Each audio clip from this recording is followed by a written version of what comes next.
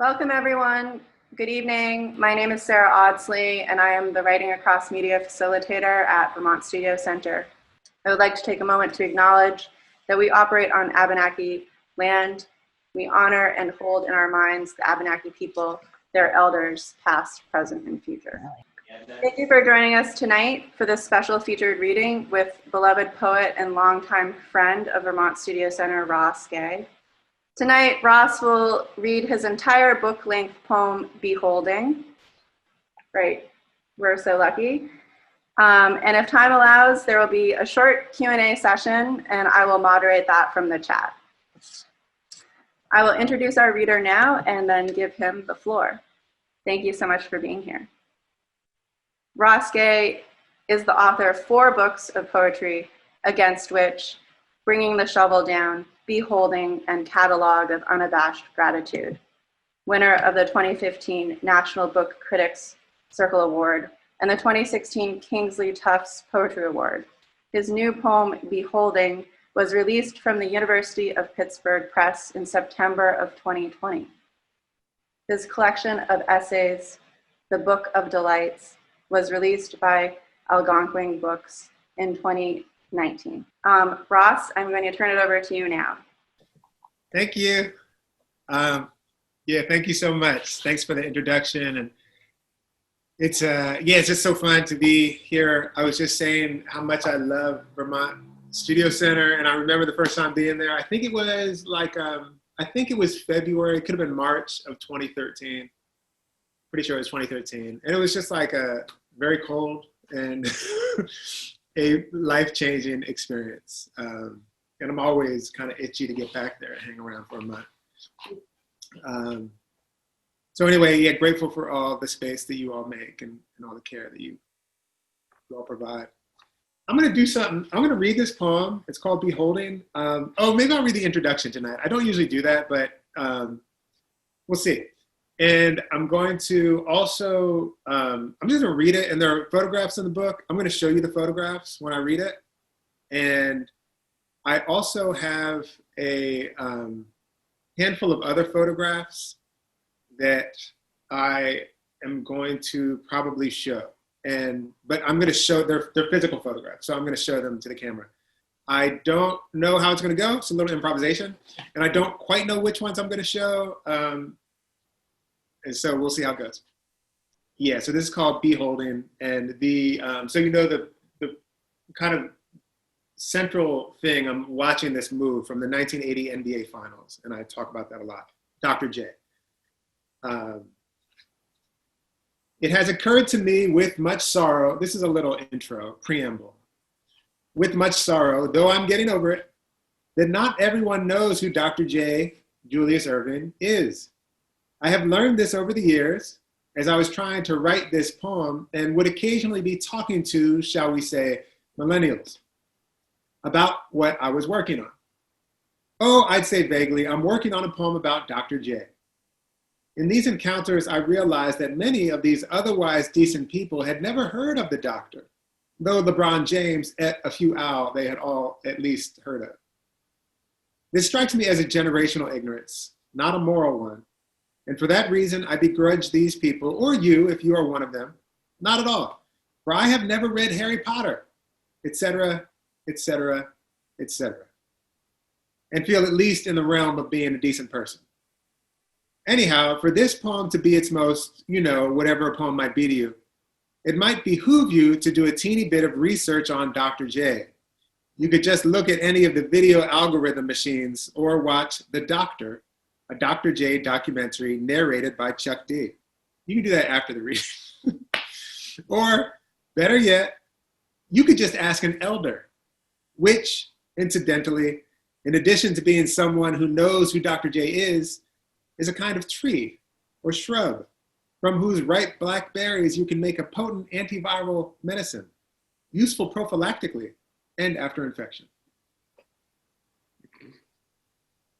Beholding. Bound in gratitude. This poem does not exist without the work and ideas and words of many, many writers and thinkers, among them Amiri Baraka, Garnett Cottigan, Toy Derricott, Araceli Skirmay, Saidiya Hartman, Allen Iverson, Fred Moten, Kevin Quashie, Patrick Rosal, Christina Sharp, and Susan Sontag, by which I mean the work and thinking and care and words are indebted to them and are sometimes actually theirs. Beholding. There's an epigraph. To be held, to behold. That's Christina Sharp from In the Wake on Blackness and Being. You might have noticed there's nowhere to go. The wind cutting little eddies at your collarbones and behind your ear. As Dr. J drives from the foul line extended to the baseline, defended valiantly by Mark Landsberger, who, in this poem, despite the doofy urge to make him so, is not allegorical, but is rather simply a hard-working journeyman ball player with decent athleticism and size and a floppy mop of dusty blonde hair got caught up in the gust, sliding his size 16s quick so that Doc, after catching the ball at the elbow and taking one hard dribble toward the baseline where the dunk would usually commence, could not access the paint or the lane or the key, which is what we call the area nearest the goal, which in this case is an iron hole drawn in space and therefore implies a window, though the key also makes it a door that Landsberger, it seemed, was trying to keep shut. And so Doc leapt. He left his feet, which means more or less jumping with the ball with nowhere to go, and which we're warned against by coaches from day one for the ensuing requisite stupid pass, or more simply, though no less stupid, travel, also called walking, which the leaping often leads to. Keep your feet again and again, which makes the leaping, leaving your feet, sound sacrificial. The way in certain places, certain countries or countries inside of countries, you must leave by foot with nowhere to go, which there is. And Doc, you should note, after the one dribble, clasped the ball with only his right hand, without once at all in any shape or form using the left, which, among other things, friends, differentiates this move from all the descendant moves. Kevin Durant, Dwayne Wade, Steph, and Giannis, and Harden, and Kawhi. Yes, Bron too, I shall not be moved. And using only one hand, which is amazing, but not yet miraculous, more a physical and therefore genetic fact, thanks Ma and Pa Irving, Doc's hand becomes an octopus, ripping the ball nothing like prey. And with that ball snugged in his mitt, Doc maybe kind of sort of thought something like, I am going to put this schmuck, the schmuck in this case being Landsberger, though do not please revert to a simplistic allegorization of the journeyman, which word I use advisedly, on a poster. Though schmuck is a word I'd be surprised to hear Doc say.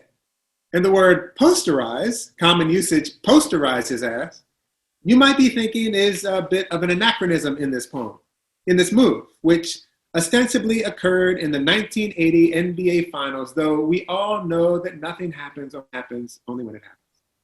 Emerging more in the epic, which in the NBA lasts 3 to 5 years, following Doc's retirement. Neek and Jordan, Hakeem the Dream and Clyde the Glide, Barkley the Glove, and yo, remember Sean Kemp?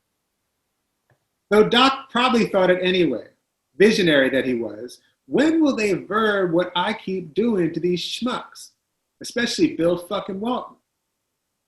Driving from the foul line extended toward the baseline, as the unsuspecting Landsberger, who did a fine job of shuffling his size 16s and not holding, keeping Irving from the key, and who must for a scant and fleeting moment have felt a degree of pride when Doc, after the hard dribble right, left his feet with nowhere to go.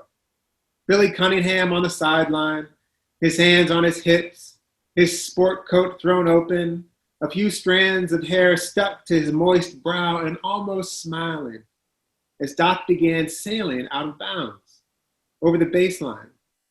And Landsberger, a solid leaper, skied and foreclosed the possibility of Doc sneaking a shot in this side of the basket, by which I mean dunking probably very hard, by putting his hand against the backboard, a big door swinging shut, at which fine and commendable defensive effort, Irving simply decided in the air to knock on other doors by soaring more.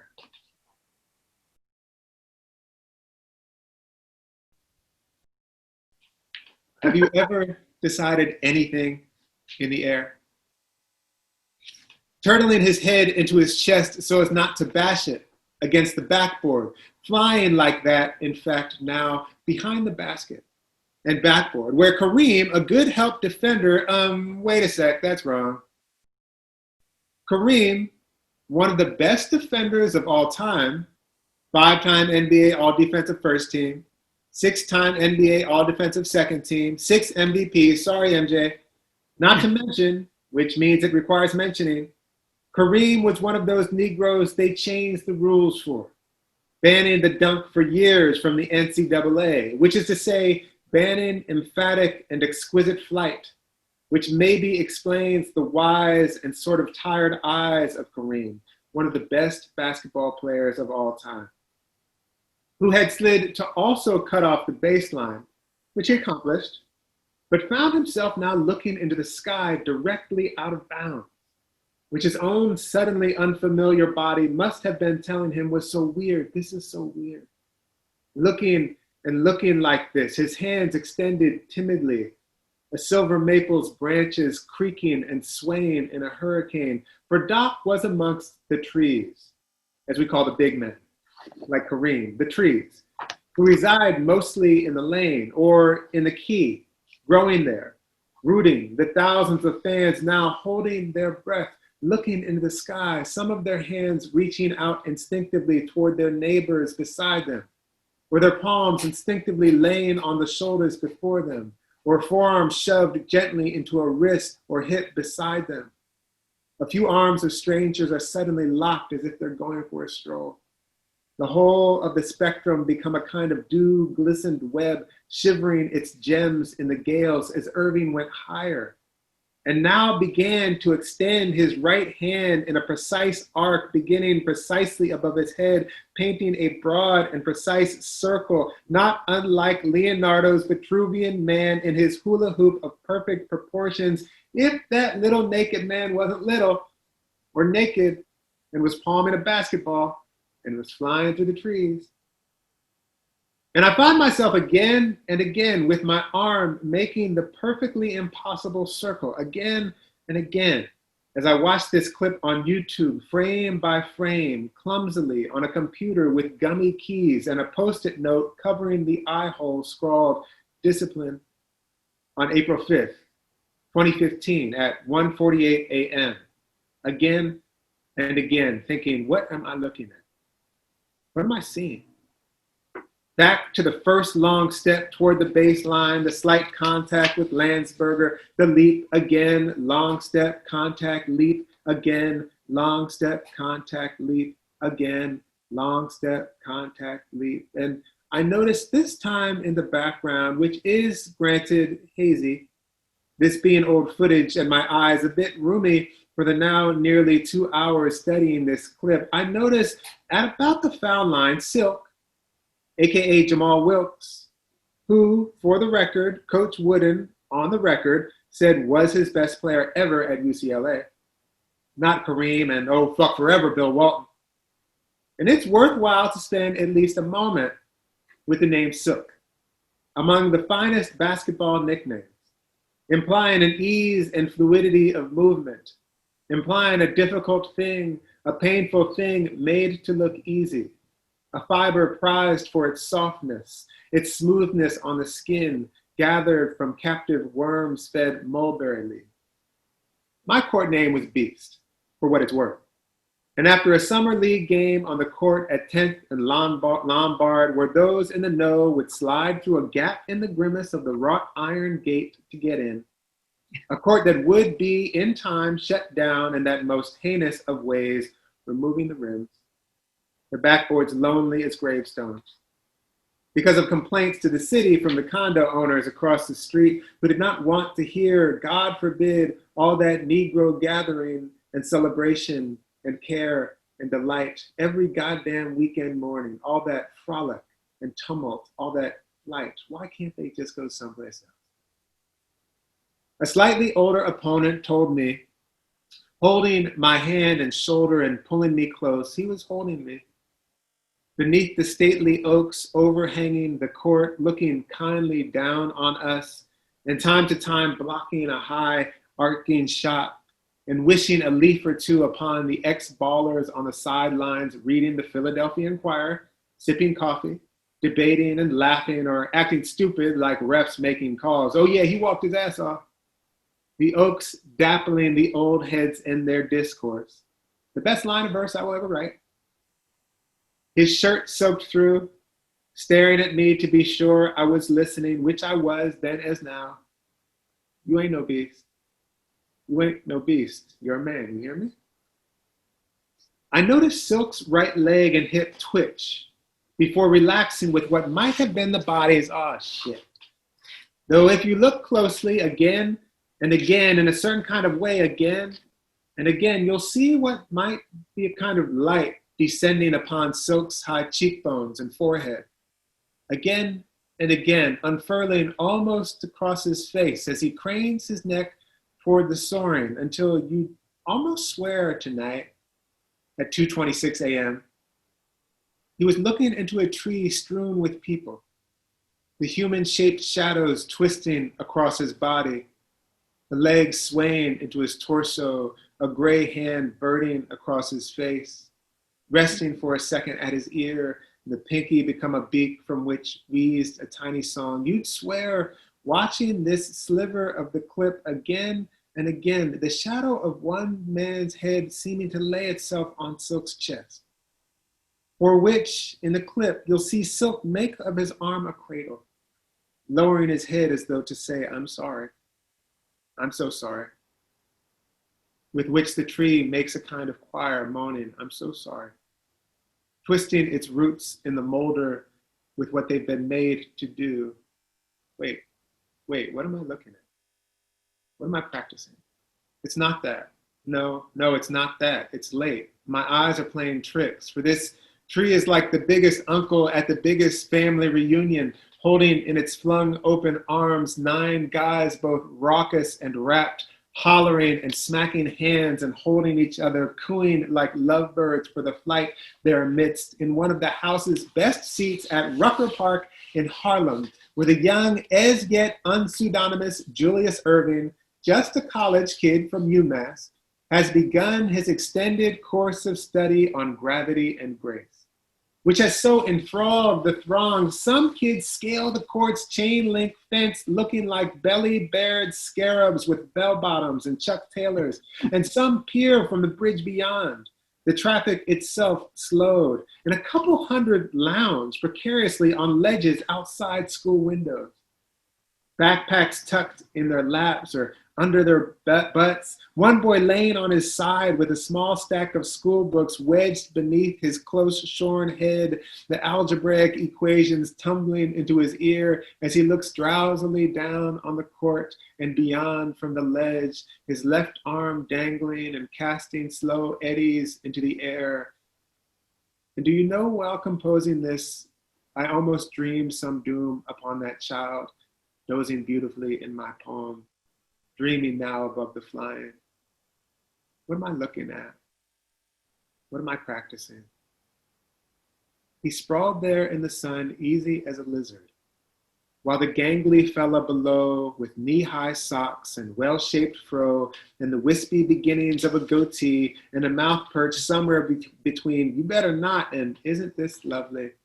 With little fanfare, though no small delight, again and again flies to the rim, this time on the 6'9" post player, after having threaded and flummoxed the 2 guards at the foul line and cranking the ball back so far that if he so chose, he could have dropped it easily into the back pocket of his rather short shorts.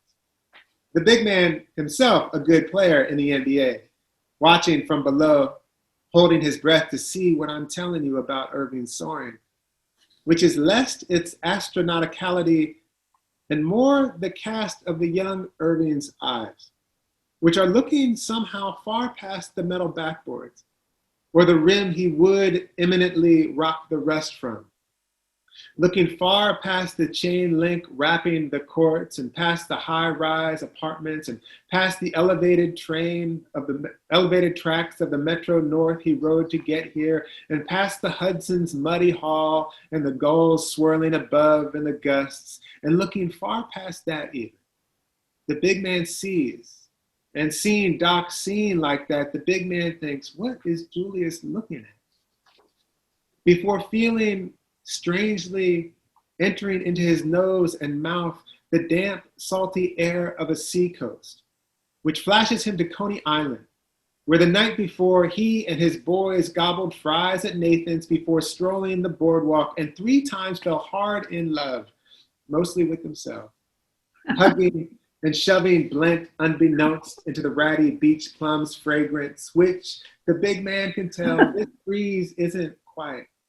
Some as yet indiscernible difference as the coastal air's brine braids with his own salt and grime, during which he even hands, a gesture of doubt and faith both, sinking his face into them and inhaling and hearing again and again the soft exhalation of water scurrying onto a beach and tumbling back into the sea.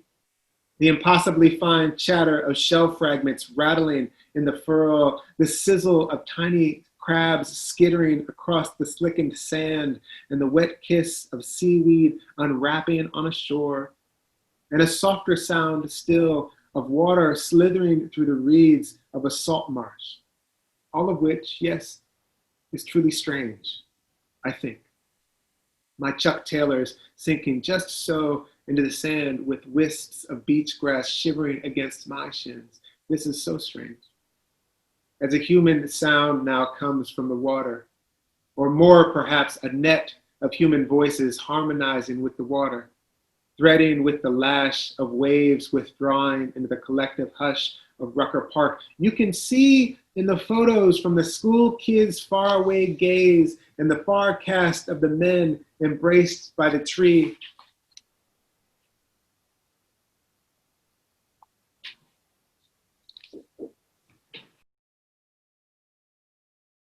You can see in the photos from the school kids' faraway gaze and the far cast of the men embraced by the tree, the soft grooves and crevices of their hands laid against the soft grooves and crevices of the tree.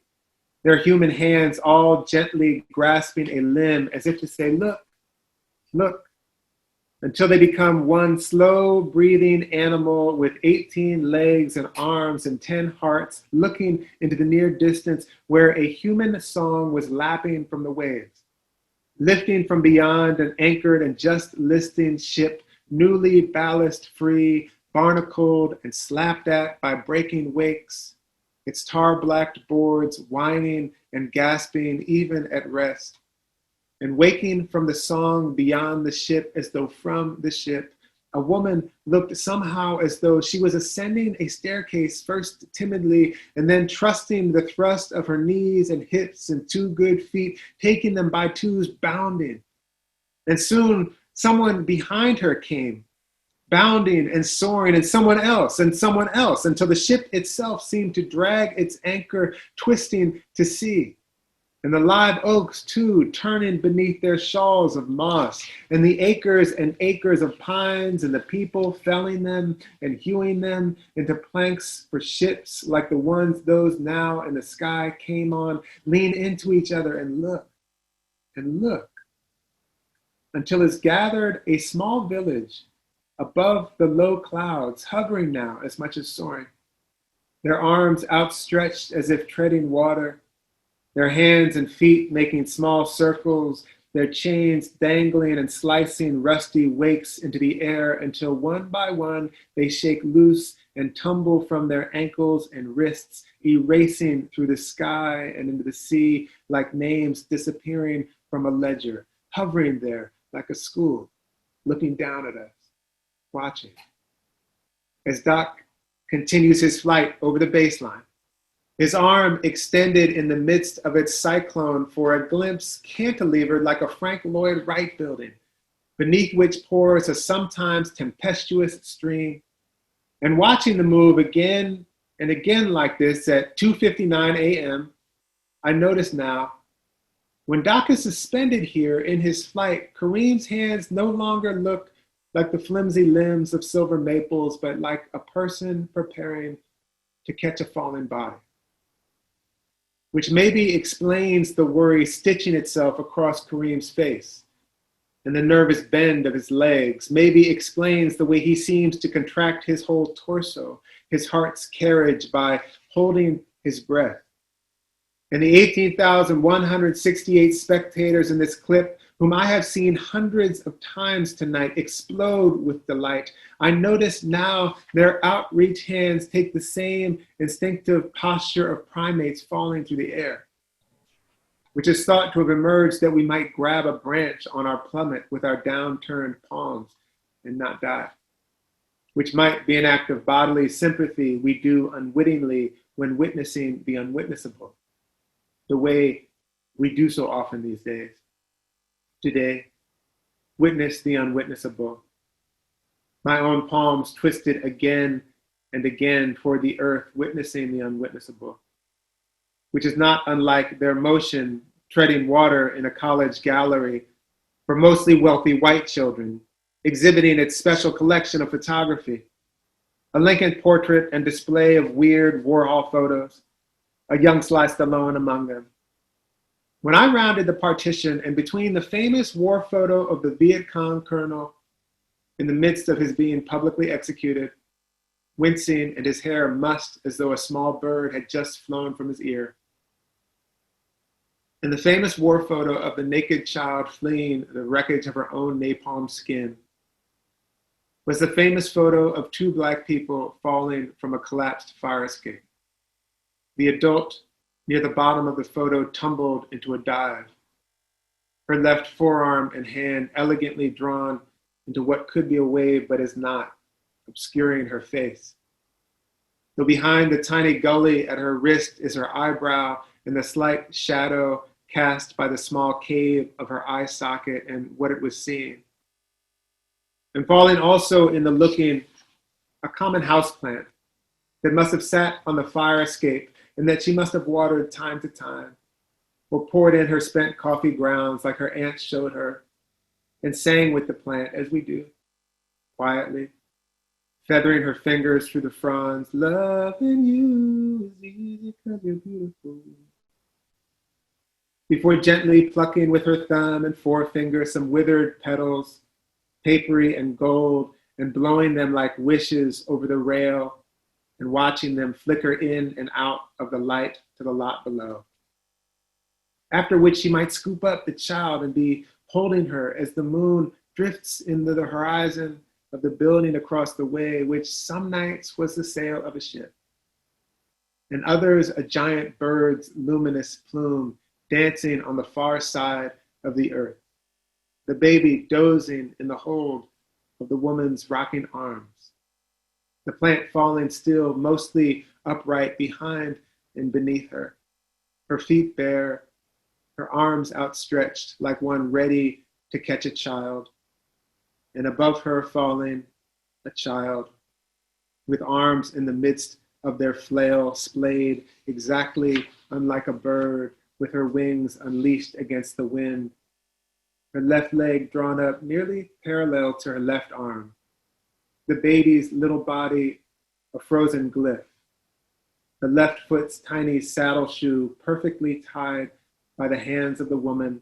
falling beneath her, her tummy made bare by the uprush of air beneath her shirt, her face tense atop her shoulders, drawn up slightly, the tiny fingers on her tiny hands spread wide and grasping. She is holding her breath. She is holding her breath.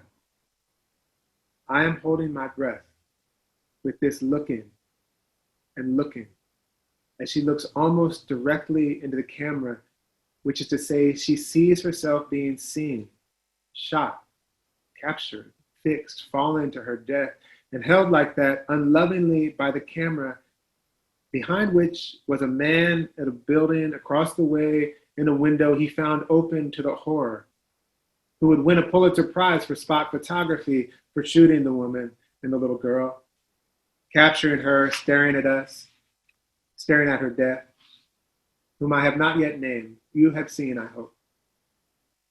For in the photograph, neither are they named, given as the photograph's two titles are Marlborough Street Fire and Fire Escape Collapse, and imply no violence or horror upon these two people, but rather upon the street, upon the fire escape, which, true, falls apart like a ship's deck dismantling in a storm, and though they have memories, though they too might moan in sorrow if we listen closely, they are not the people falling in the photo, which the unnaming dreams falling, the natural state of these two people.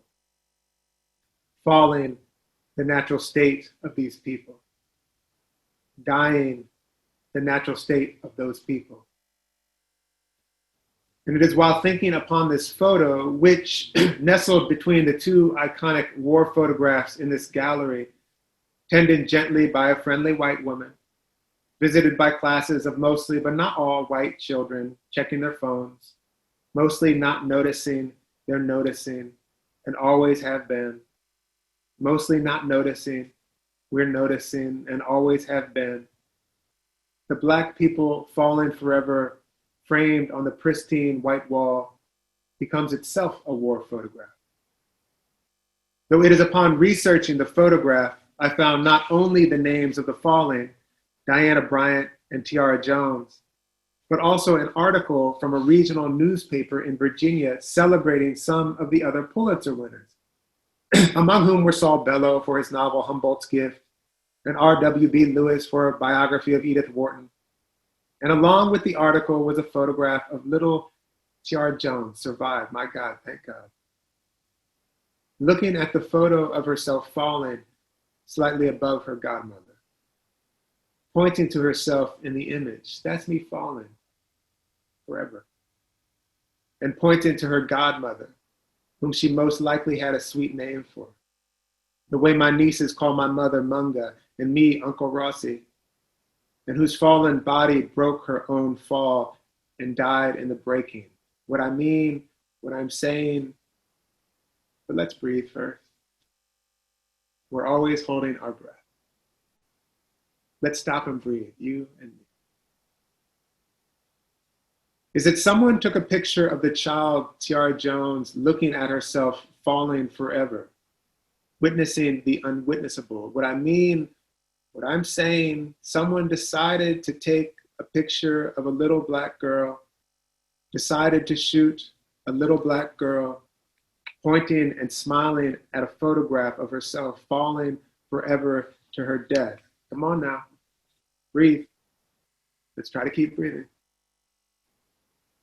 And no one took the photographer as he was on one knee, adjusting tenderly with his lens with the tenderest parts of his thumb and first two fingers, bringing the child into sharp focus for capture and squinting and chirping directions. Can you smile for me, honey? Can you point to yourself in the picture, sweetie? Can you point to your dead godmother and yourself falling forever, honey? Putting their hands over the lens and guiding it toward the wall by his collar or arm and whispering deep so no one else could hear. Birdsong, sack of axes, birdsong, sickle, beckon the wrist. Singing forever in his ear, take that photograph and I will cut the eyes from your head. For he was simply doing his job, adding his small work, his touch to the Museum of Black Pain, thrown overboard for the insurance. And of course, now that I'm breathing, I wonder how I too am a docent in the Museum of Black Pain. If I might make a good salary, paid vacations, benefits, if I might be building a home of our pain, throwing myself overboard for the insurance. What's my study? What's my practice? What are we trading in? What are we looking at? My arms now cutting circles in the air, imitating again Doc's arms whirling. And I notice anew at 3:11 the precision and elegance with which Doc knows when and for how long to pull his head toward his heart so as not to smash it into the glass backboard, which would, at this speed and angle, hurt him bad or kill him.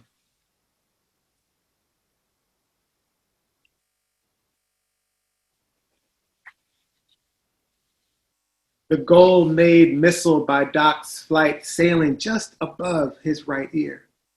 The daily evasion of which is, as you know, a version of genius, like Donny Hathaway says of Stevie Wonder before covering Superwoman on These Songs for You Live. The Fender Rhodes like water rocking in wakes above your body, though he says it like this: from the black pool of genius, we'd like to give you our rendition of.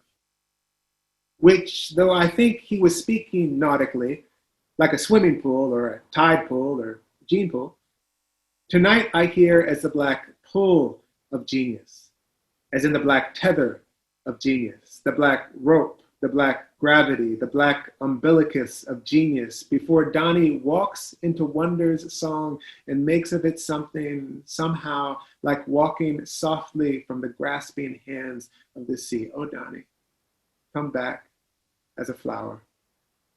Doc's head drooping, iris, tulip, violet, lilac, as though he were listening to some music no one else had heard yet coming from his body, which you would likely miss if you didn't watch the clip as many times as we have tonight, during which it looks like Landsberger maybe fouled Doc by putting his big armpit nearly into Doc's ear. But truth is, Doc cleared out gorgeously with his left forearm to make for himself space through which to soar. Shout out to little Ronnie Free, who I coached at Piscataway High School. And when I went to block his shot, like I swatted all the other pipsqueaks, learning slowly to attack the rim from the corner, pump fake, 2 dribbles, fly to the rim, cleared out prophetically with his elbow and laid 2 of my bottom teeth down, the ones going kind of gray and numb, his teammates all clutching each other. Ooh, he turned me into a window. As he kept running into the sky as though climbing a great staircase made of air with joy, which was not, though should have been, the name of the dance move my friend Timmy perfected the summer of 1989, as though climbing a great staircase made of air with joy. On the yellow curb where we put our little boom box and played that summer, mostly Heavy D and Special Ed and Kwame and New Edition and Troop, the trillion ruby throats trilling their fleet wings inside our torsos, blazed with impatience and torch flower and bee balm, though it was wolves were said were in our bodies, wilding an animal. The wolves, we heard it. Even if we didn't know we heard it, we saw it. Even if we didn't know we saw it. And yes, we reeked of Dakar and the magic stank musk of boys wildly alive. And Timmy would engine his arms and shoulders at first as though whirling a quick cabbage patch before sinking into a squat from which he'd spin back upright while typhooning centrifugally, his head dipping to his chest as though evading something we knew but couldn't see. Little Astilbe, little Trillium, little delphinium drowsing in the rain to spread my wings and fly away to the place that I long for. Fast enough that in my memory, the cinders spinning from the asphalt glowed and a small fire would ignite, and Timmy became a twisting piston, falling then flying, which too he'd help me to do, holding my shoulders and helping me lower myself slowly again and again, carrying me down and guiding me up, forearms beneath my armpits from behind, our sweaty cheeks touching as though ascending a great staircase made of air with joy. Like this, he'd be holding me, struggling, for I was a corpulent pubescer. Before we'd both almost topple, we'd both almost fall, laughing hard when my legs would finally give mostly out, and I'd bounce up to Roger Rabbit or Kickstep. And one night we went to Timmy's apartment to get some lemonade and look at his new drawings of the character he'd been perfecting the past year or two, K.O.R., aka the King of Rock. There is none higher. His folks tucked away in the den watching TV. And after he put the sketchbook in my hand of the iron creature with slits in the metal for eyes, and Stegosaurus spikes staggered the length of his steel suit's back. And while I was holding his imagination in my hand, Timmy reached into the cupboard beneath the sink and dipped his thumb and forefinger into a small box with a picture of a cartoon rat with X's for eyes, and slipping the pinch of poison into his mouth without wince while looking at me, he said, "To get stronger," then offered the dead rat to me, reaching toward me as I fell away, holding my breath, my arms cutting wakes into the air around us. And what I haven't yet said is that when watching the slow motion YouTube video, which kindly shows the move in something like real time before slowing it way down, so that you and I can study it like this and see what maybe is actually happening, there was a flash at 23 seconds, presumably from a camera anticipating one of Doc's miracles, though not this one. And in the slow motion video, the flash occurs precisely at the moment that Landsberger fulfills his obligation, detouring Irving from the key, and Kareem slides down with his long arm, preparing to toss Doc's shot somewhere toward oblivion. And you notice now, before the flash, Doc was probably just intending to dunk simply, though emphatically, on his own side of the hoop, but was compelled to soar like this. We've gone over this. And in the slow motion video that I am now tabbing forward incrementally, studying forever each minute nuance of this Black person in flight, I see, the entire screen is blinded by that camera's flash, with only the faintest ghosts apparent. The red stripes of Doc's socks, his jersey 6, the red backboard square, but the rest of the court and the players on it, invisible, pixelated, as though their real bodies have disappeared into the screen, as though their real lives have disappeared into the screen, and the disappearing has become their lives. And what I cannot help but think tonight at 3:33 a.m., a bit dazed admittedly from watching Irving's move again and again, is that this is like looking at the surface of the water from below. It's like looking into the sky through the water's slow turning above, where you can squint and see bodies looking down at you, their slow light snapped by one of the handful of photographers kneeling in prayer at the baseline. This, remember, before the ESPN era, which, yes, there was a before too. And inside of that flash, where Doc nearly disappears, the airborne body becomes so quick, the absence the light makes. I so badly want the flash. I want the light, like a virus blinding the screen and the flight in it, to be a window or a door, which right now I will point you to.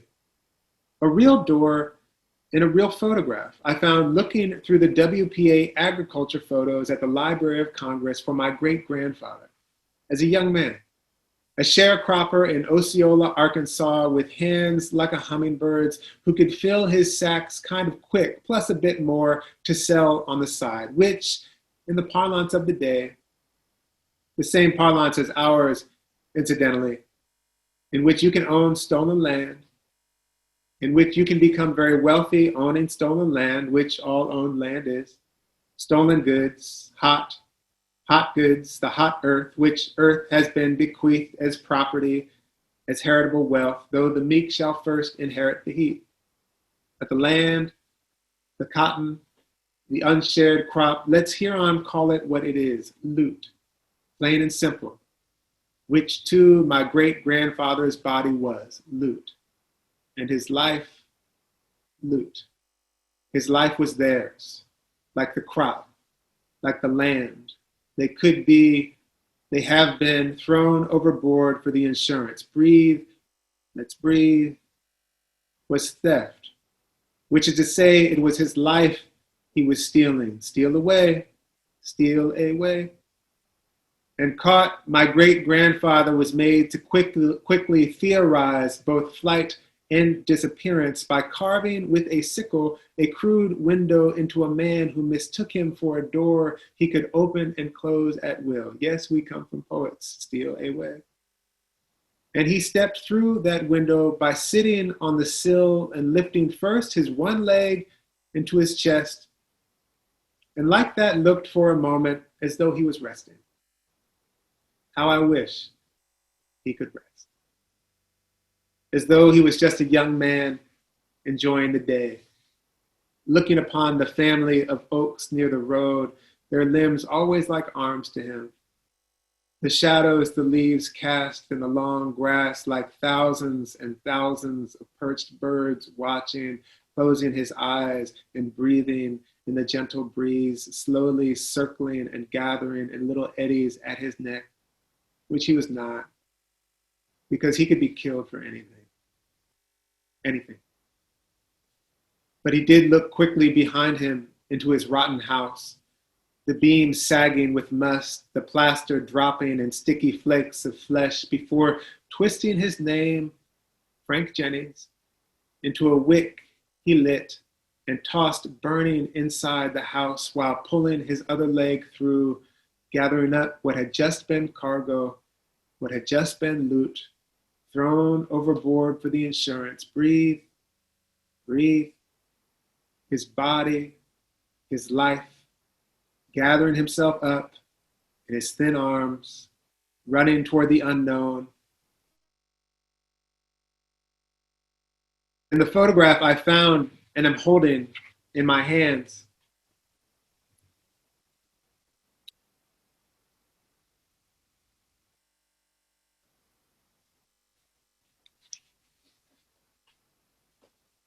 the grandmother leans against the door jamb made of thick timbers with an undulating grain, pierced periodically with knots, like the tear-stained eyes of elephants, like terraced fields or wakes ululating behind a vessel.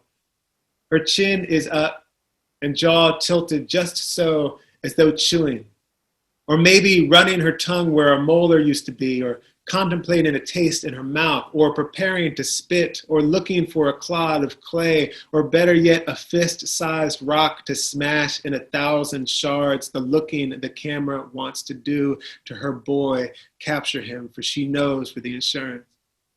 For she knows what they could do more than anyone. She knows what they do more than anyone. And her muscled forearms are fortressed across the diagonal striped pattern of her dress, which toward the knee has 2 holes. And suddenly like that, her dress becomes a map of the trades, the holes, the bodies of islands cast in the wind-combed sea. And beneath the dress, a short-sleeved lace shirt, the collar of which elegantly droops atop the diagonals. And you will notice as well, on a loop of string circling her neck, a key, somehow not where gravity would pull it, but poised almost perfectly opposite her heart. And just behind her, from the darkness, a child peeking out, looking out into the distance, which might be the distant eye of this camera, which happens also to be now this poem. And though she doesn't touch the boy is hers. My own white mother, how many times told by white people, that brown child is not yours.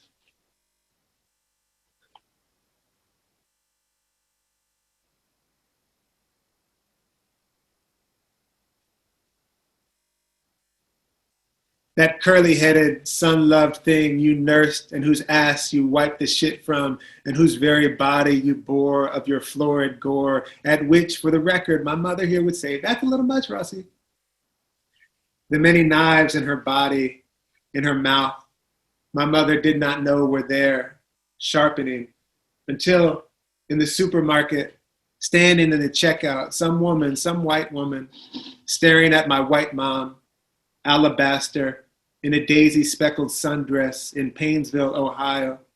My brother riding shotgun in the cart, me on her hip, head tucked into her shoulder, away from the looking, probably making almost a face in disbelief as she turned round and round in her mind the impossibility of this maternal scene. No calculus to accommodate what she's looking at. her brow furrowed in stupefaction as she cranks us round and round in the petite aperture of her white imagination. And my mother by now rocking the cart back and forth a little faster, my brother dozing from the rocking, all the while holding me on her hip. And seeing the not seen, Mom opened her blade untenderly to the gawker trying to fix us by looking up from her TV guide, and in a voice approaching the Luciferian, counseled, "Yes, they're mine, and I have the stretch marks to prove it." And cut like that the eyes from the woman's head, her reflection disappearing for now with the blade my mother methodically folded and planted into her pocket with the other daisies grinning on her sundress. My mother and her knives make a garden.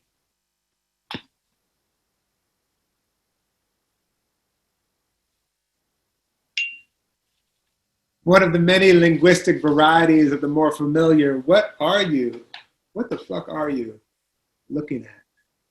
Which utterance can also be discharged as a look in the Arkansas sun, for you're the one bought the aviator hat the child wears, pulled snug, the long flap on the right side framing the tender line of his jaw, the face somehow of a dreamer, which you in this photo do not seem to be, though you put the dream of flight on the child's head, which he leans shy into the door jamb, for he too knows he's being looked at. He knows he's being shot.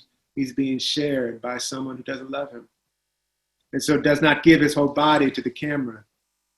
And I see the soft cast of that child's gaze, which if we zoom into his peach leaf eye, we see that he's not quite looking at the camera, looking at him, but rather somehow beyond it.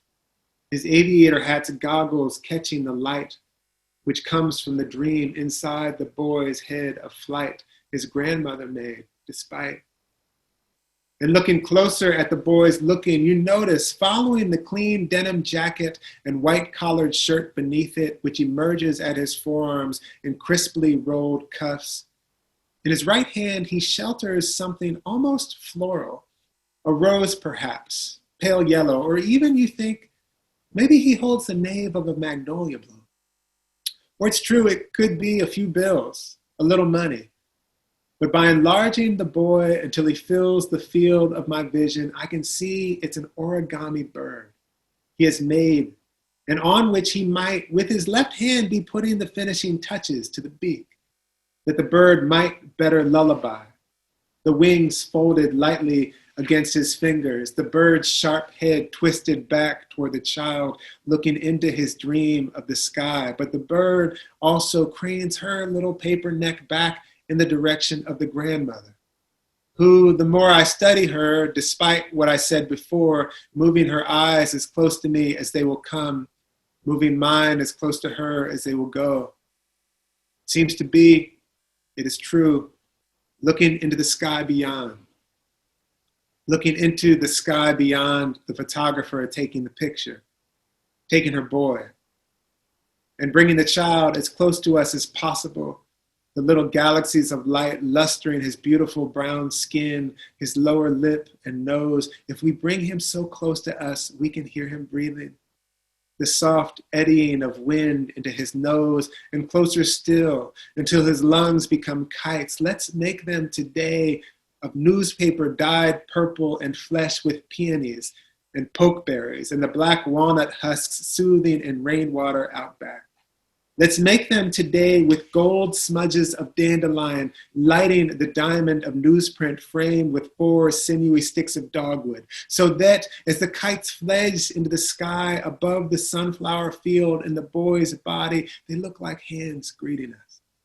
They look like all the beloved hands who have ferried that child forth, beckoning us into the precious sky inside the child, skipping into the gusts, pirouetting and tugging the strings in our hands, which we wind around our wrists to keep the kites, the child, all the beloved that is the child from flying away. As the sky and the boy slowly blackens and swells luminous with stars, the kites now invisible except for their clapping or laughing in the night wind. or when flickering in the web of starlight inside the boy, tugging taut the tether in our hands, which is the sound of the child we can hear breathing so close, our bodies now a kind of shield, are looking now a kind of shield between the boy and the looking, between myself and the looking. I too find myself doing, now holding my breath. How do we be holding the child? So broken are we by the breaking and the looking. How do we be holding each other? So broken are we by the breaking and the looking. So ill am I. How do we cut it out? The eyes from our heads. Inside the goggle on the boy's head is a star of light. It's splayed like a body in flight, where the body is splayed like a star inside the body of the boy. We're the ones put the hat on him at 4:56 a.m. The doctor gasping finally through the ghosts of light, legs splayed into a star. And when he emerges, the right hand swoops so low, a pelican, a cormorant, merging with her reflection in the water before pulling the ball slowly, so slowly toward the rim, which involves every single muscle in his flying body quivered into a singular coherence. The way we bring a child's head to our hip to say, "You're okay, I'm here." Kareem and Jamal and Landsberger and the whole spectrum silent except for the cooing mouths of their hands extended toward Doc, toward each other. This flight makes us be. And Doc holding the pill like a skull, gently, not Hamlet in the least, but the way we do with the knowing our bodies have unknowingly. Call it tenderness. He is tending, reaching so far like this. He could be planting seeds. He is crawling when he releases the ball, at last with the wrist twist that makes the orb kiss the glass with what we used to call English, but tonight forward for the turning toward Doc makes the ball do. Doc in flight makes the ball do. Doc in flight decides to make the ball do kissing. Let's call it kissing. This endless reaching we do. Breathe. Crawling as reaching like this sometimes makes us be. Splayed like a star, sprawling, though Irving's crawling is through the air and as such has the quality of both soaring and swimming, though if we look closely, Doc has reached already his flight's apex.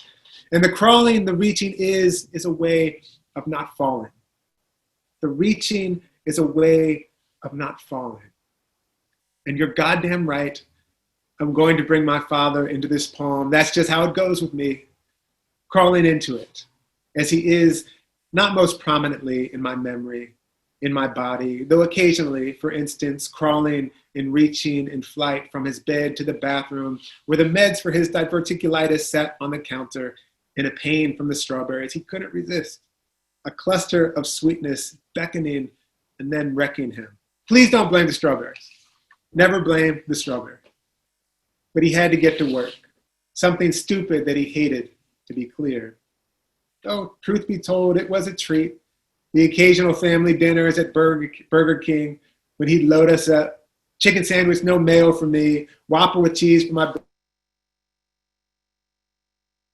as possible, Mom something dietish, oh, and sodas, smuggling himself from behind the counter to sit a few minutes with us at our plastic booth, giddy in our cholesterol and ketchup.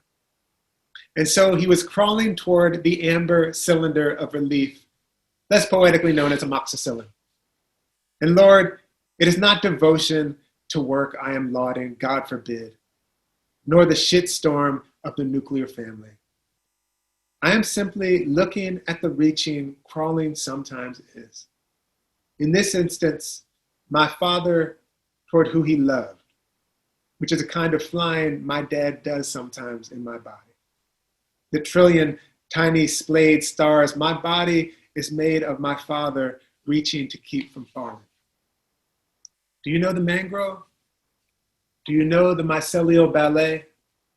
who were human long, long before we were and remained so long, long after, reaching to keep from falling. And lonely for him, I sometimes will steady my own hands, which are his hands, recalling the way he held my brother and my heads through the crosswalk, or how he would hold like a glass of Prosecco one of the lilies my mother planted, lowering his face to the flute and breathing, and closing his eyes and resting. How badly I want my father to be resting and smiling in the breathing and the breathing. And he would surface with his nose kissed with the gold kissing lilies do. Or more ambitious, I look into the true impossibility of this body, this cargo, this loot, this star magnolia bloom just shoved itself from the velvet nipple of its bud, its womb, offering its fragrance into the world, the small grove inside my body, which is my father waving his flowers at me, reaching toward me to keep me from falling, as he would down the shore, the crummy boardwalk at Seaside Heights blathering, the waft of fried everything and carnival jangles beyond, and my dad, younger than me now, not far from where he'd been briefly stationed, where he dodged being drafted.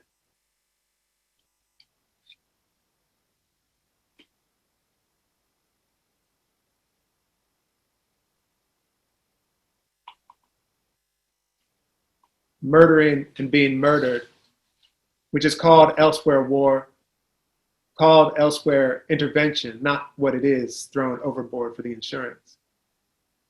By enlisting in the Navy the very day his number was called, which sage counsel came from his dad, my papa, among the beloved. Joining a meteorology team called the 100 Knotters for the number of typhoons over the Philippine Sea, into the eyes of which they flew, which flight aided and abetted the murder, and flying like this tried sadly to prove himself a citizen.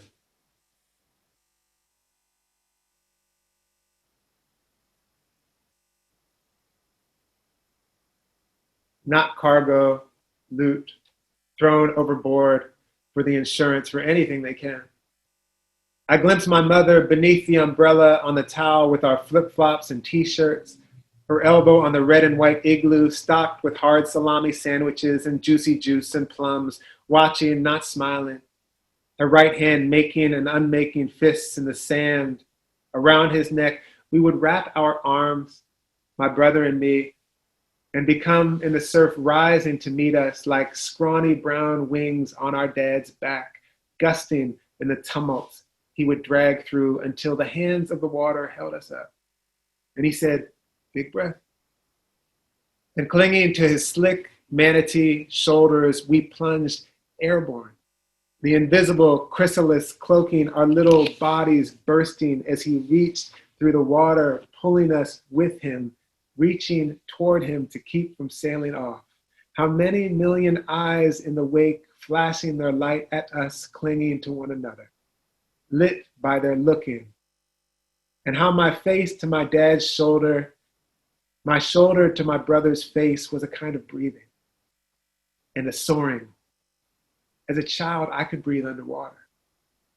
My father pulling us through the thick air, pulling us through the pulling us by reaching his arms as far forward as he could and dragging them back toward us to keep us from falling, to keep from falling. Like that, he'd be holding us. And in this way flew some from the overboard, and likewise showed us how to fly some from the overboard by reaching toward what you love, which is not a citizenship we're talking about, but a practice despite the hold, a practice that spites the hold, spites the overboard. We in here talking about the reaching that makes a falling flight. Do you see what I'm saying? We in here talking about holding each other, which is a practice. We're talking about holding our breath. How long have we been, and how can I be holding yours? and you be holding mine? This is my question, I think. How might I be holding your breathing and you be holding mine? A practice we talking about the reaching that makes a falling flight. We in here talking about the practice of the beholden, a practice of being beholden, talking about how might I hold my beholden out to you and you hold yours out to me. How do we be holding each other? How do we be beholden to each other?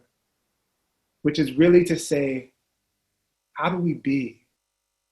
A practice we talking about, a practice might be that we in here talking about joy.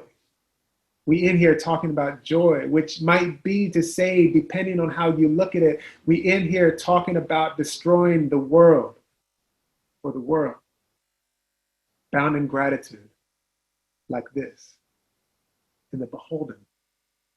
Beholding like this, the beholden. What then? In the photo, I am beholden now. The two women run toward the camera.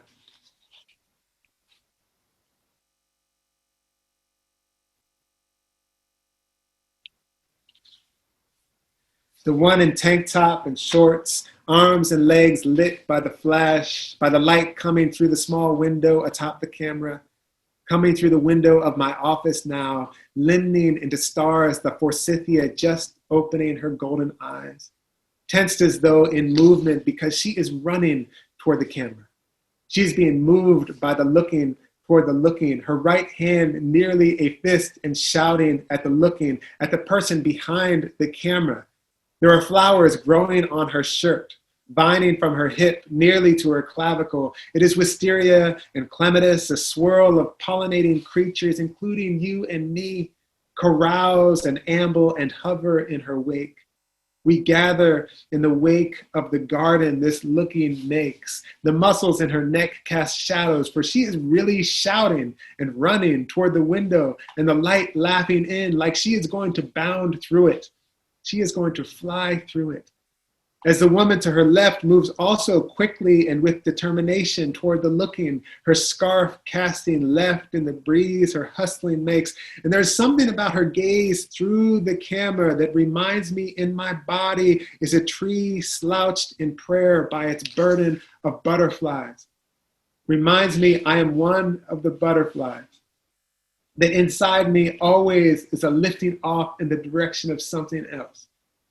Toward you, I really mean to say, waiting to happen, which is among the ways of saying this looking makes me breathe. This looking holds my breathing. It does not capture or shoot anyone, does not fix anyone, does not catalog or corral or specimen or coerce, but holds them both in their flight, moving as they are, moved as they are, away from nothing, but rather toward this holding, this beholden, looking as though descending a great staircase made of air with joy. A good title for this photo, as though running down a great staircase made of air with joy. For running too is a kind of falling again and again.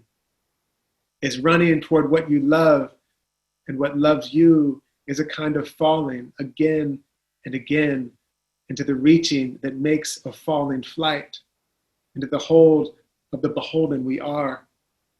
Just as Doc does, after all that flying, he falls as the ball kisses the window and drops through the net. He falls, painlessly and temporarily, crawling for a few seconds before getting to his feet, and we, watching, reaching toward each other, we breathe. Thank you.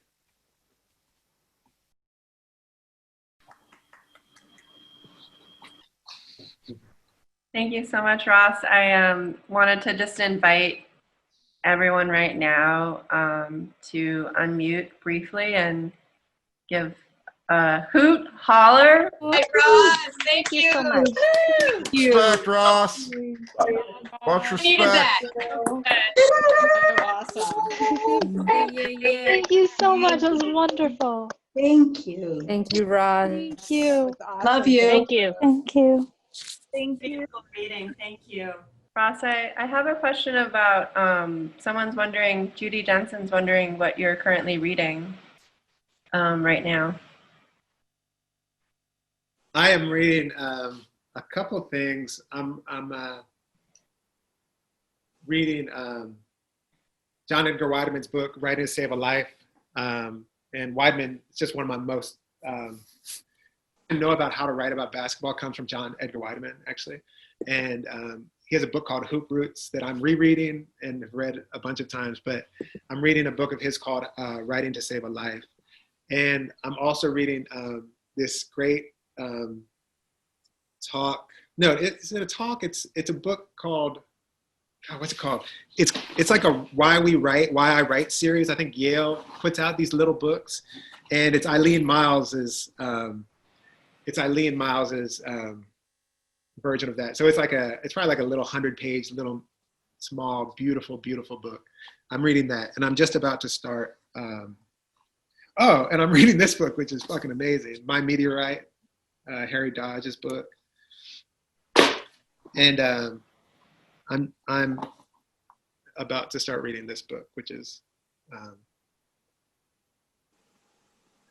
yeah, that's what I'm reading right now. Yeah, thank you for sharing your reading list.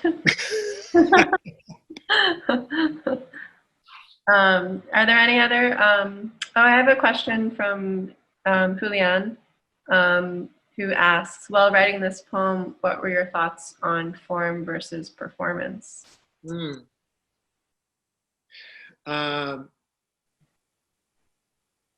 wonder, so I'll just talk about that, how I kind of understand it. Form versus performance. I mean, so one of the things that's happening is that I'm working with some friends on a piece, collaborators on some kind of performance actually that comes from this poem. And so there's some way that I'm actually like thinking about this with other people at the beginning stages of thinking about this with other people, or not the so beginning stages of thinking about this with other people as a performance. But it's funny because there's something about this poem, I'm gonna go off a little bit and hopefully I'll get somewhere. When I first conceived of this, like when I realized it's gonna be a very long poem, I thought, I only wanna read the whole poem. And I thought I only wanna read the whole poem in part because it's too long. It's too long to read, and it's just too long. And there's some way that it, like, my buddy Pat was like, I think he heard me read a little, the first reading I did, he heard me read a little bit of it. And he was just sort of talking about my relationship to the excerpt from this poem. Because it's so not that. It's not like a poem that works with an excerpt. So there's some kind of relationship to it. There's some kind of relationship to time and some kind of relationship to holding space that I kind of am thinking through with this poem. There's also some relationship to like the beginning and the end that I'm thinking about. And so I want to say now that I fucked up the beginning of this poem. And the way I hooked it up is that I just read it how it says in the book. But that's wrong. The book's wrong now. It starts, you might have noticed there's nowhere to go. And now the way that this poem starts, and I don't know if I'll just have to go in and anyway you have this book, just change it. And it's lowercase a-n-d, and you might have noticed there's nowhere to go. So that the poem it doesn't start or it ends. It's just sort of open, because there's not a period at the end. And it makes sense to me that it is actually just a sort of, it's an ongoing thing. All that said, the openness of it has made me think every time I read it, I kind of am interested in the idea that it's unfinished and that every version of it is a kind of attempt. So like tonight I was like, oh yeah, let me just show some pictures in a very analog way that have some relationship to some of the stuff that's going on in the poem. The next time I read it, I don't know what I'll do. One time I had my friend Essence help me with a kind of visual collage with other people's photographs. So that's a kind of approximate answer to that question. The performance, there's some way that my relationship to the form of this poem and my relationship to if openness can be a kind of form or a formal question, then I'm interested in that, how it sort of manifests in many kinds of performances, you know. As a way also of being like, I mean, I could talk about this for a long time. Like every time my body reads, my body is a different body. Like if I read it again, my body would be a different body in all of these sort of actual fundamental ways. The most obvious of which would be that by the middle of the poem, my throat would probably be very raspy, you know. My body would change. So if I read it tomorrow, it'll be a different body, you know, if there's a tomorrow, you know. Yeah, I mean, I noticed when as a receiver of your reading that there were different moments where your energy shifted and your body did different things too during the course of the reading. Yeah, so I'm sure that inside yourself it also has work. It works through your own like being. Yeah, I mean, one of the things that I think is really interesting about a long poem like this, a long poem for me, is that it's you know, you'll have different relationships to short poems too, but like when I read this, each time I read it, I see something and I'm like, oh, I kind of missed that, you know. I've kind of lost track of that thing, which, you know, 5 years ago when I started writing the poem or whatever, maybe was, you know, was the thing I was mentioning. And then now I'm like, oh, right. I think I staggered that line because of that, or I think I put that behind that because of this, or. Yeah, so I had a few questions about the writing process for this poem specifically. Someone was wondering if the video was on replay, like a GIF, and what the core of the poem came first, and someone was wondering if it was written all in one take, but it sounds like it was revised over several years. Is that correct? Yeah, it was revised over many years. It was, I mean, one of the things that the poem I think probably does with Fiddling with Time is that it, you know, nothing ever happens only when it happens. Like that's one of the things. And so I'll just sort of say that first. So there were versions of things that became or came into this poem or sort of that I was writing in 2013, you know, actually Vermont Studio Center, actually. Oh, okay. Yeah, totally. Nice. Yeah. Yeah, totally. Yeah, I was at Vermont Studio Center writing stuff that rolled into this, but it was at that point it was in the shape of a novel-ish thing. So that's 2013, you know. But then you kind of think about like the other ways that the poem starts. But let's just say that the beginning of the poem was really sort of noticing myself watching this move. And watching it again and again and again and again and again and again and studying it and then wondering, what am I looking at? Why am I looking at this? Why am I studying it? So that's a kind of core of the poem. I wrote it for years, you know, like really from starting the poem in 2015 or so till I finished it, I don't know, 4 years later or something, 4.5 years later. And well, I'm still writing it actually. Like I just. Yeah, I did notice. I was noticing that there wasn't a period at the end, and I was like, oh, I felt like that was a very intentional move. Totally. Yeah, totally. And there are moments. Yeah, go ahead. I'm sorry. Just to have it there is no end stop. That this is something that is your life's work almost in some ways of breathing and being alive. Yeah, and the beholding, the practice of the beholding as a kind of, I like how you said that this is a kind of, maybe it suggests that this is a kind of life's work, the practice of the beholding. It also, you know, in the gratitudes at the end of the book, there are these moments where I kind of changed the poem a little bit. And one of the things, like my friend J. Cameron Carter, I was in a class of his, and at some point he was talking about the world versus the earth. And I say something in the acknowledgements like, what I really mean is that we're talking about destroying the world for the earth. And so you know, so I can have it both ways, you know. And then there's another moment at the beginning where I talk about this book, In the Wake on Blackness and Being by Christina Sharp, which is a book that I had to encounter to finish this poem. Oh, wow. And I don't know that I would have finished the poem, actually, had I not encountered. I mean, maybe I would have finished this poem, that's for certain. And that was, you know, maybe in this last 6 months, like, you know, I've been working on the poem for a while and going into these directions, and then I kind of encountered that book. And there are other books that came into my life that were just so, Saidiya Hartman's Beautiful Experiment, Wayward Lives, Beautiful Experiments. That was one that just like kind of uncorked something. And Christina Sharp's In the Wake, like the word wake is something that, you know, there's a couple of words in there that I'm talking with her book sort of significantly. Also, Aracelius Girmay's The Black Maria is a book that this poem is really interacting with. And so it's kind of, you know, it's kind of this experience of like the poem was constantly, you know, constantly needing other poems and other voices and other breaths to become, you know. And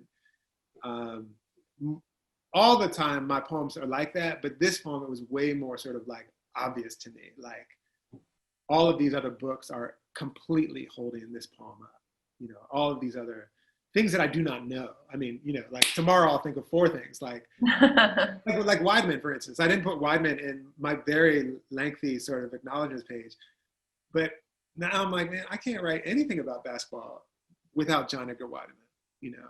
I don't know if I could write a sentence anymore without John Edgar Wyden, you know.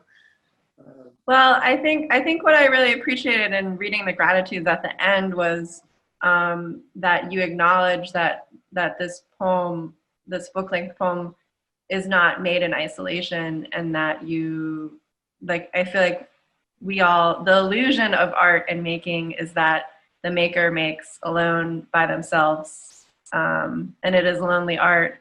But I feel like the gratitudes is a lovely gesture for your community and who has influenced you, and that also is an ongoing, continual gathering of influences and friends and other literary works that help move you and your work. I thought that was also a lovely gesture at the end. Yeah, and that's exactly it. It's sort of like the gathering, and the gathering, there's like the, you know, when I'm talking about my folks, or am I talking about, you know, in the little kid, talking about all the beloveds who have ferried us forth, you know, and talking about like that there's a gathering inside of us, and there's a gathering outside of us that becomes a gathering inside of us, you know. So that this difference between like the inside and outside gathering, your talking made me think that, made me kind of realize this, is it's a story, and it's not a good story, you know. Like we are gathered together. And in a way, like again, the poem is about like sort of acknowledging that as a practice, you know. It's a practice that to acknowledge it, you know. Yeah. Hey, and in the honor of that, I want to read this poem by our beloved Jean Valentine. You know, like there's 1,000 beautiful things to say about Jean. I mean, 1,000, 1,000,000, endless. God, I could really go on, but maybe I'll just read this poem. Ross, do you want to mention what you told me earlier tonight about her relationship with your community garden? Oh yeah, so Jean came out, and she was just so awesome. At some point, we worked together at Drew University. They had a low residency MFA program for a little while, and I think we met there, or maybe a little bit before that. So that would have been like 2010 or something. And Jean, at some point, she like, I remember her like grabbing my arm and saying, "I want to see your farm." And I was like, "Oh, you mean the community orchard that I help out with?" was like, yeah, that. So anyway, she came out and she stayed for, you know, like 3 or 4 days. I don't know. And it was just beautiful. It was just incredible. And I mean, the amount of sort of like, God, the amount of sort of the gift that she was and is just sort of astonishing. But so she came out and we were like, yeah, we can make her like the inaugural poet laureate of the Orchard or something. So we took a metal chair off of my porch and like drove it over to the orchard, and she would just like sit in the orchard and like drag the chair into the sun when it was cool out, and then drag it in the shade when it got too sunny, and she'd doze off and she'd like be writing, and she kind of like, we were working and she'd kind of ask us what we were doing, working on, and then she'd be, all right, cool, you know, and go back and write a little bit. But yeah, just like so many wonderful things. One thing I want to say is that she taught, you know, taught so many things. One thing is that she was one of the real models for me of a writer whose kind of source or inspiration or connection to whatever it is that helps us make these poems, the gatherings that help us make these poems. She's one of the first people who I watched saying, when someone would ask, well, how come the peony is in your poem? Who could say, I don't know. I don't know. And there was the idea that like, there were things that come, things arrive. And it was such a beautiful model to be like, you do not have to be the master of this. You're actually sort of, you're with it, you know, be with it. Mm-hmm. And a million things, you know, like, yeah, just like an incredibly dear, loving person who, you know, changed my life, and I know changed so many people's lives. I've been having these really beautiful conversations with people who just adore her. Well, yeah, for those who don't know who Jean Valentine is and was, she's a beloved poet who passed away recently. And Ross, if you want to close out tonight with a reading of one of her poems, that would be a true gift, besides your reading. And I want to apologize to everyone that we didn't get to all of your questions, but thank you so much for joining us tonight. Thank you, Ross, for being here. Thank you for the friends that I see on Zoom tonight, and also the strangers who I haven't met yet.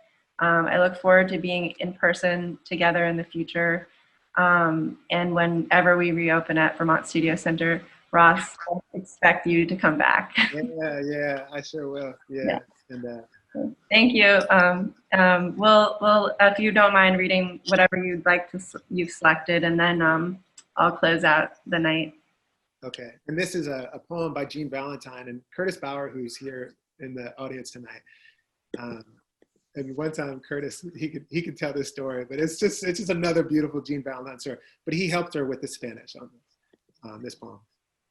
And the poem is called After Fernando Traverso. Ni uno, ni otro, nosotros. The rubbed heart, the black bicycle stenciled on the wall. 13-8-93. Lore te amo. The awkward leaning phone poles, old men and women resting back against the sky and blue chairs.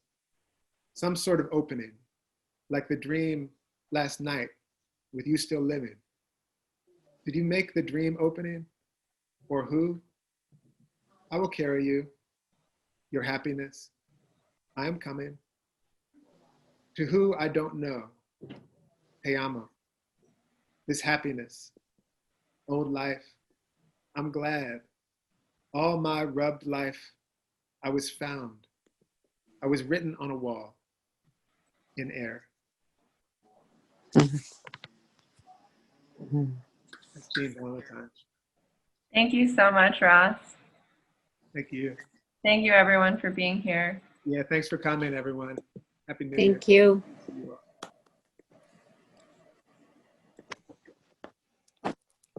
Oh, I missed it. Shoot. For anyone who's just joining us, we're wrapping up tonight. There will be a recording. We are recording this, and we will reshare it on our website. And I just dropped in a link to a link into the chat. It's our events calendar, so we have a lot of upcoming virtual events this month.